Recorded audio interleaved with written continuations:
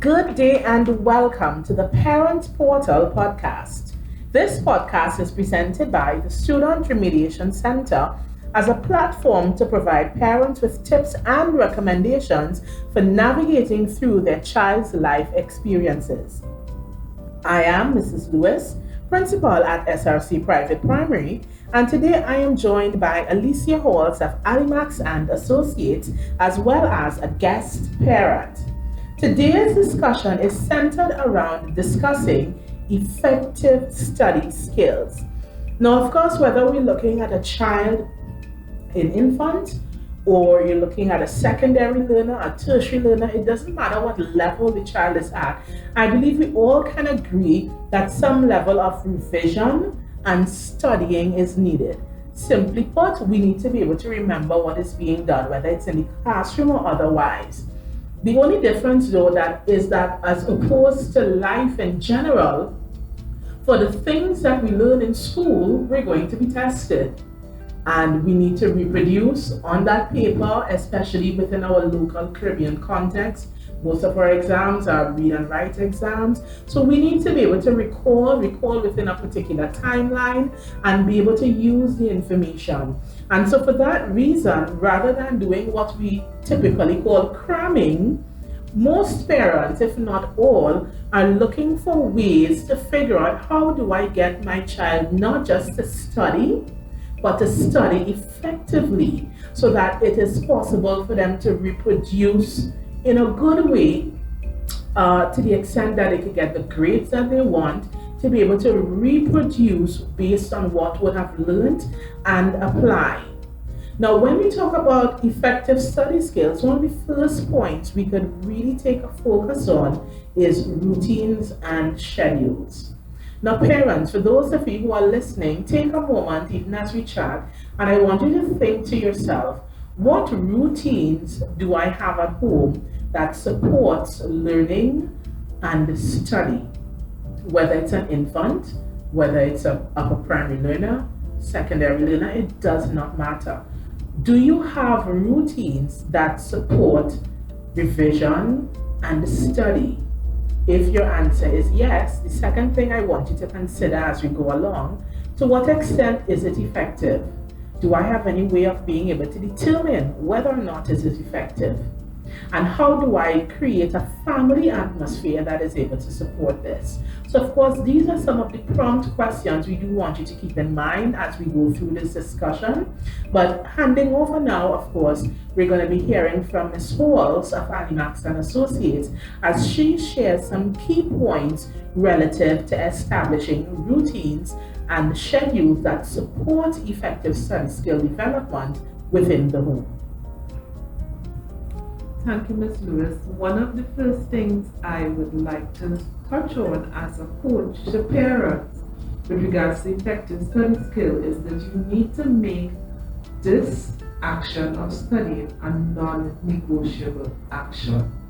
Now, there are things that you may be able to negotiate as to how we're going to do it, where we're going to do it, the time we're going to do it, but the main thing is that it has to be done. We need to be realistic. If your child has not been studying, never pick up a book when he comes from school, how practical it is for him to set up a timetable of going to study 5 days to the week. So we need to be practical and realistic. First of all, it's a non-negotiable. It has to be done. There's no if, there's no but, there's no maybe. And you may ask yourself, what is a non-negotiable? There are things in life that we cannot negotiate. We do not negotiate if we need to get out of bed in the morning. It's something that we have to do. In order to execute the day, we have to get out of bed in the morning and we have to start the day, right? In order for us to learn, we need to go to school. There's no negotiation here. Though some parents negotiate children, they feel to go to school today, they don't feel to go to school today. But regards to life, there are things that we have to do. In order to succeed at studying, we must study. In order to succeed in any area, as an exam, at a test, we must study. So it's something that we need to establish in our home as a non-negotiable. And we have a parent here with us, and I would like her to share her experience as to how negotiable is the act of studying in her home. Thank you, Ms. Halls and Ms. Lewis, for having me here. I have two kids, male and female, and they are opposite as days from night. Getting my son to study is a bit easier because he doesn't have a problem doing his homework. He may have challenges understanding the assignment that was given, and his concept of time sometimes proves to be challenging as well. My daughter, on the other hand, is very headstrong. She always knows what's best, and sometimes it's like butting heads. But trying to establish a study routine with her is still a work in progress. She has recently finished her SEA, and now she's in secondary school. So I'm just giving her a little time to settle in with the new curriculum, the new workload, finding a balance between academics as well as curriculum activities so that we can plan out our study week together. But I do have every intention of getting that done. She does reach home between the hours of 3 and 4, so I believe between the hours of 4 and 6 is a great time for her to utilize to do studying, revision, as well as homework. I think a couple points that are important for parents to note. One, it's really important for parents to communicate to children the reason why they have homework, the reason why it's study time. I think homework has become such a staple in the education diet that it just becomes the thing that we do after school, the thing that the teacher gives, and the question is how large is the load? You know, how many hours am I going to have to spend doing it? But more importantly, whether children or adults, as humans, we are motivated when we understand purpose behind things. And I really believe that it is important, and as from early as it could get started, for parents to help children to understand you have this work to do at home because your teacher needs to understand how well you understood. We need to see how well you can practice, or whatever the case might be, depending on the subject and the level, there is purpose for homework. And a second point here is for parents to be mindful that children pick up on your attitude towards their homework. Think about it. Let's tell ourselves the truth and we take it as a rhetorical question. How many of us as parents, when children come home with homework, say, oh God, homework again? Oh gosh, all the homework teacher give you? You know, and we have all these negative comments that we sometimes make. Now, if it is our children are hearing us make negative comments about something they have to do every day, is it then realistic to think they're going to have a positive attitude about it? Not really. But if it is as a parent, yes, we know you're busy, you're tired, and you have all of the responsibilities of life. But if as a parent, you were to say, what homework that you have? Okay, this is great, it means you're going to learn. Okay, this is great, it means you're going to get some additional practice with. Oh, well, oh, I'm glad your teacher gave you to practice that some more, so we make sure you get it right. If we're able to use these kind of comments from an affirmation point of view, it trains the child to see the role of homework and study time in a very different light. So just to reiterate, we need as parents to set a culture in the home where training and practicing should be instinctive, where the homework and the study time is instinctive. It's almost like we're talking about routines, but even in terms of how you handle it. What happens when you walk through the door? You get home, you take off your sneakers and socks, you change your clothes, you get something to eat, we go through the bag, you get started, I check in on you. If you were to make it a routine, it means that when that routine is broken, we're able to say, hey, something is wrong. Because it's this time you've gotten home. What comes after food? After food, you know what I mean? Or whatever your routine, whether maybe you let them have some free time and then get to the homework. The order in which it happens doesn't matter. The point is there ought to be a routine. Now, mommy, one of the things you mentioned is you have a child that just wrote SEA. I believe, and of course Ms. Halls would share her opinion as well, her views, but I believe this is a prime time to reset. You may have been butting heads at the primary level, but the fact that she is now at the secondary level means there is going to be an openness because it's a different space, a different level, a different set of work. So this is a great time to now introduce routines because she's going to be open to it. So then if it is, we're saying, okay, what's going on? Because we're just at the end of the third week, she's still acclimatizing. We're able to say, okay, let's try it this way. And you keep it consistent. You just may find that you might butt heads a bit less because now instead of pulling and tugging, we're setting in motion a way that will keep it smooth for all.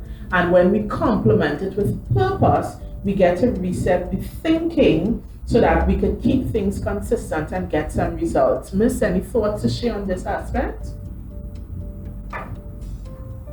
I think in terms of, as Ms. was speaking about resetting, we need to be mindful that one of our biggest tools, mommy and parents, is the individual, right?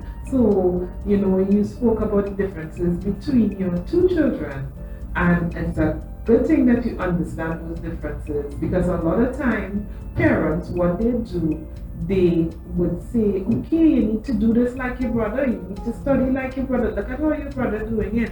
And they would formulate a comparison, not understanding that in setting the routine and the schedule, one of the biggest tools is the child.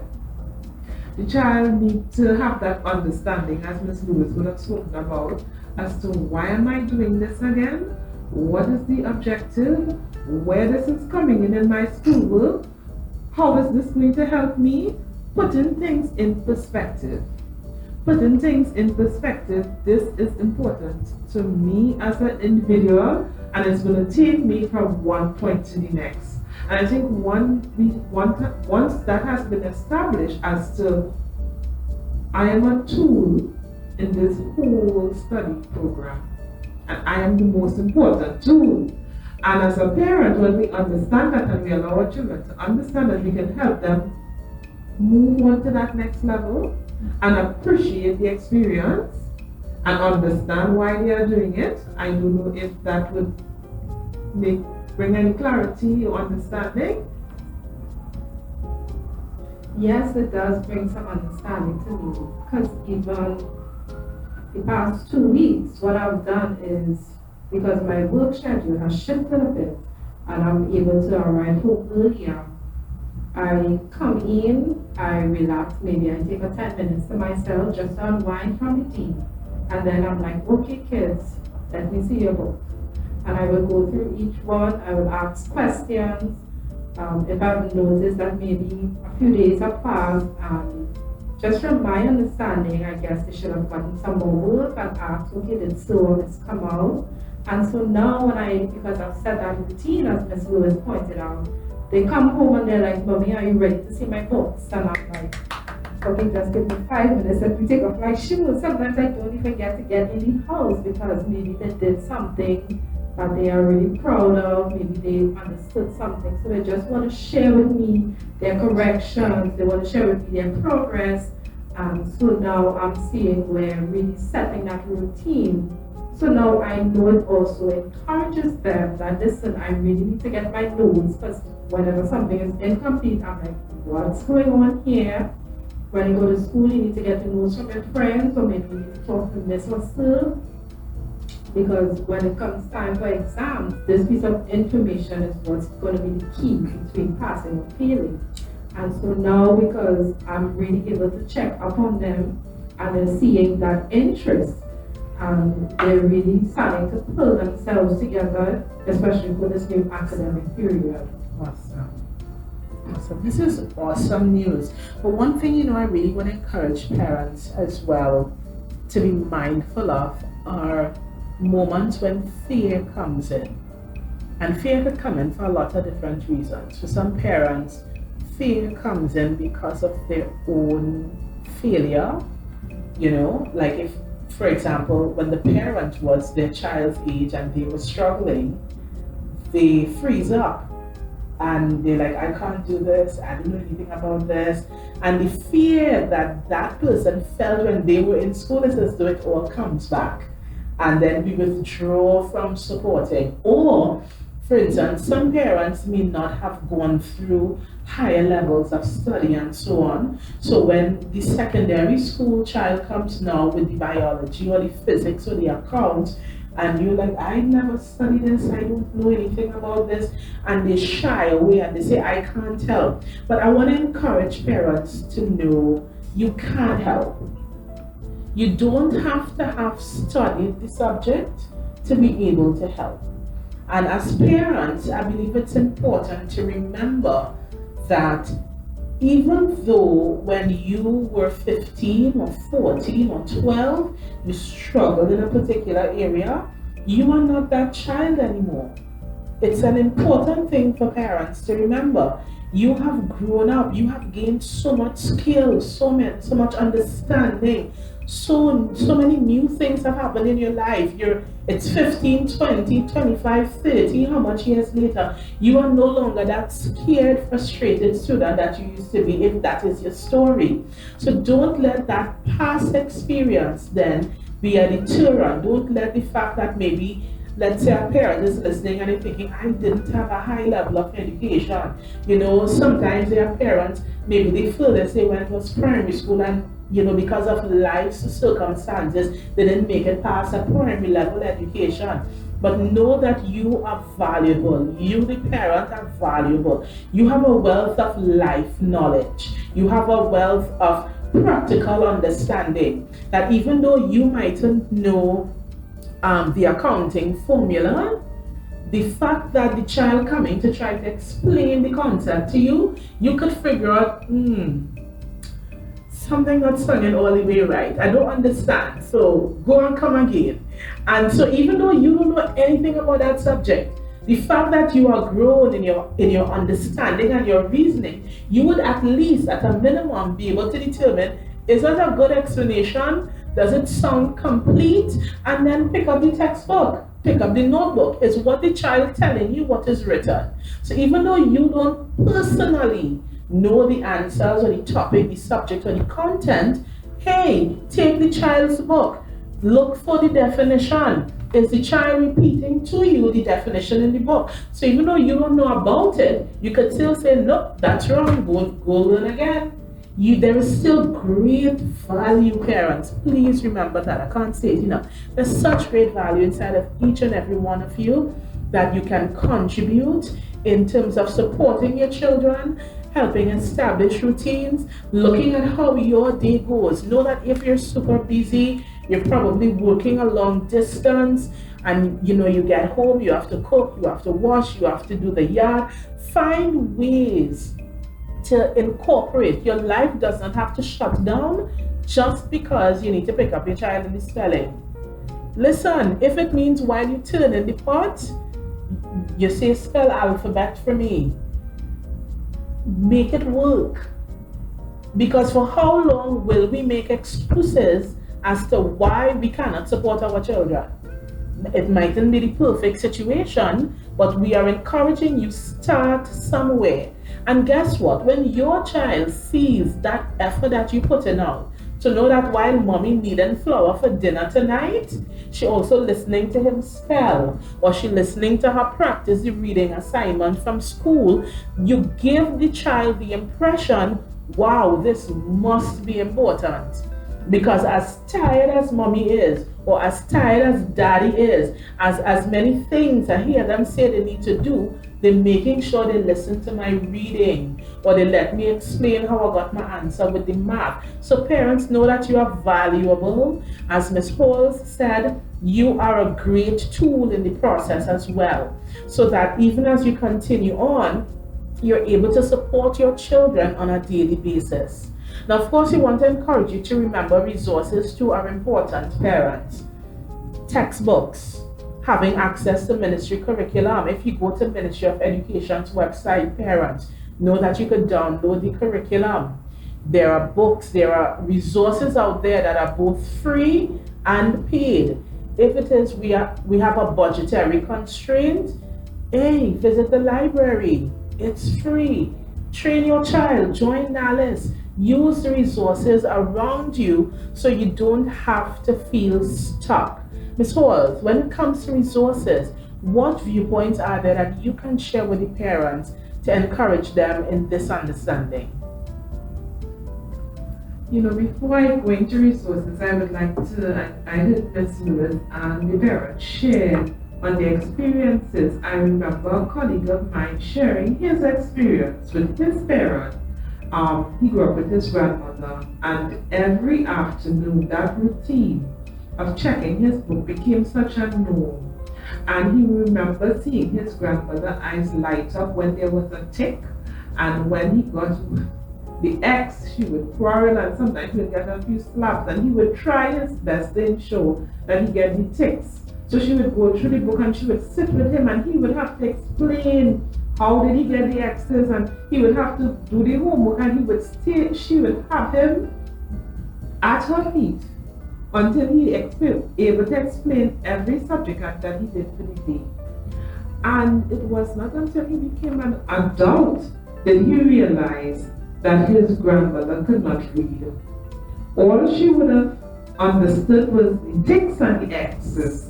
And the fact that she made him sit and go through each subject, and he had to explain to her what he did in math, social studies, science, and she seemed to understand.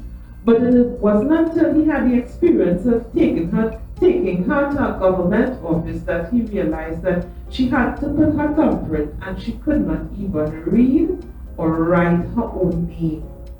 And so I want to endorse what Ms. Lewis would have said with regards to you have no excuse as a parent. You have no excuse in setting up that routine, in setting up that schedule, and making sure that you take some time where you set aside the time. And Ms. Lewis would have gone into the area of tapping into the resources that we have out there. There's Ministry of Education, there's the curriculum online, there's private institutions that you can go to for help and stuff. And we need to be mindful sometimes, as I said before, that our children are the tool. They are the tool in this whole process.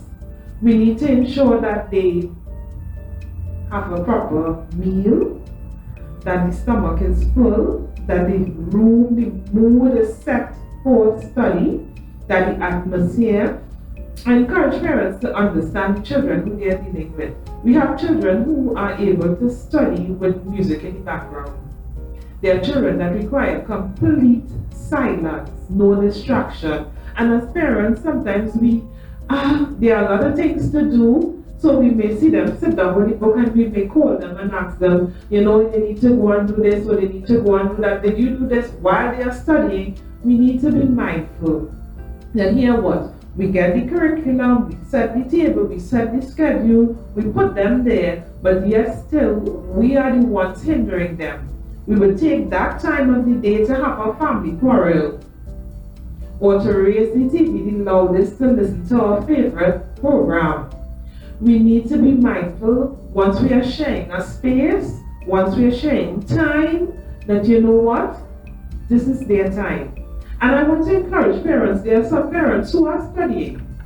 We can set up a family studying time, that we have one communal area where we all sit down with our books, different levels, and we sit and we do work together if it's an hour, and we share that study time so that it becomes a part of the routine. And again, we allow the children to share with us what they have learned. You know, one of the things I'd like to encourage parents is that with each study session, there must be a goal and objective.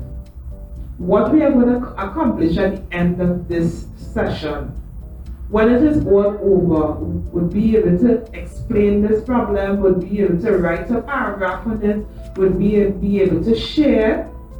So we need to be mindful of why we are doing this and what is the goal that we need to accomplish at the end of this session. Mommy, you have any thoughts you'd like to share? I could understand when you talked about sharing a space and paying attention to the child, because the child is a tool. Like recently I was out and my daughter, she likes to study on the floor. She likes to have a book scattered and she's comfortable. And you know, I was out in a store and I saw a mat and I'm like, oh, this feels really great. And I knew she would love it. And so I bought it for them. They were on vacation. So when they came home, she was so excited. She was like, oh my God, thank you, Mommy, you bought this for us. Yada, yada, yada. So now getting her to do a homework on the floor, she's more comfortable. My son, he likes to sit by the table and does his homework. So, you know, I make sure that the table always has an available space for him so he can sit and do his work. And because their study techniques are different, the way they do their work is different. If my daughter is finished and now she likes to talk, so if she's finished beforehand and she wants to start a conversation with her brother, I'm like, no. He is studying, he is working on his project, he's doing his homework, let him finish. And when he's finished, then you'll get to talk.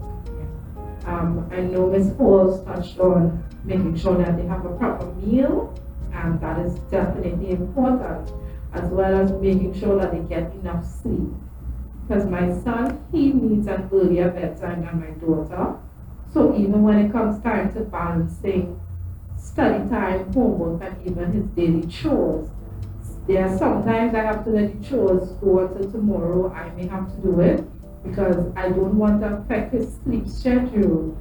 And I definitely don't want to take away from his study time or his homework.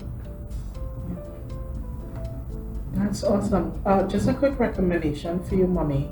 One of the things you could consider doing is encouraging your daughter to read, or if, let's say, she likes puzzles or things like that. So that way there is an established understanding. If you finish your work before your brother, then you don't get to go into conversation because he's not yet done. So what you could probably do is, if she likes reading, maybe join her in the public library. So then she could, that half an hour or an hour, however long it is, she could spend that time in quiet reading, doing puzzles, things that keep her active, you know, stay away from the devices. They have enough hours, maybe later in the night, if they're gonna look at their movie or whatever, or be on their phones. So, you know, maybe encouraging her in reading, joining a library, discovering, you know, even if it's something that she likes, like let's say she liked design or whatever, borrow a book about design, and so that's her discovery time. And you create a little theme for it. This is the time. So on a Monday you do this, on a Tuesday you do that. So you keep it interesting, so that way she's not going to bother her brother because he's still working, but she stays productively engaged. Yeah, so something to consider. You know, we do have to wrap up our podcast, the conversation going so good, but even as we come to a close, just wanting to remind the parents of the importance of supporting your kids. You know, even as I listened to Mommy and Ms. Halls, you know, my mind went back even to when I was a secondary learner. And I remember there being a time where in studying, my parents couldn't help. They didn't know, and you know, I just had to put in the time to do it on my own. But my mom, she would stay up at night with me while I was studying, and she would make me a cup of tea, and she'd make herself a cup of tea, and she'd make my dad a cup of coffee. And he would be up in the TV room, but the only reason he's up is because I'm up. And my mom would be sitting quietly in a corner in the living room, and I'm on the dining table. And even though they couldn't help me explain the work, I had my books, I had my curriculum, I had my resources, and I had two adults who decided they were not going to go to sleep until I was finished studying. So even if I felt discouraged in that moment, I would keep going because these two people are staying up to keep me company, quote unquote. And so support is important, because the fact that they were awake drinking the tea just to make sure they were up with me so I could feel like they had my back, that kept me going to say, let me keep reading this thing to try to understand it. So parents, know that you are valuable. We can't emphasize it enough. Having effective study skills, routines, and schedules is critically important to understanding that your child is well supported, that we don't get into cram culture, and we ensure that learning is meaningful from infancy all the way up. So we thank you for joining us this evening as we discuss effective study skills. We trust that the discussion would have helped you. We thank our parents guesting with us this afternoon. We thank Ms. Halls, lead consultant at ALEMACSS Associates, for being here with us. And please leave a comment below. Let us know your thoughts. Did anything mentioned, any part of the discussion strike you or cause you to think a little more, or give you a tip that you felt was effective? Feel free to leave a comment below. We want to hear from you, even as we continue to provide support through the Parent Portal podcast. So this is us signing out until next week, where we have new episodes every Friday of the month. Have a great one, guys.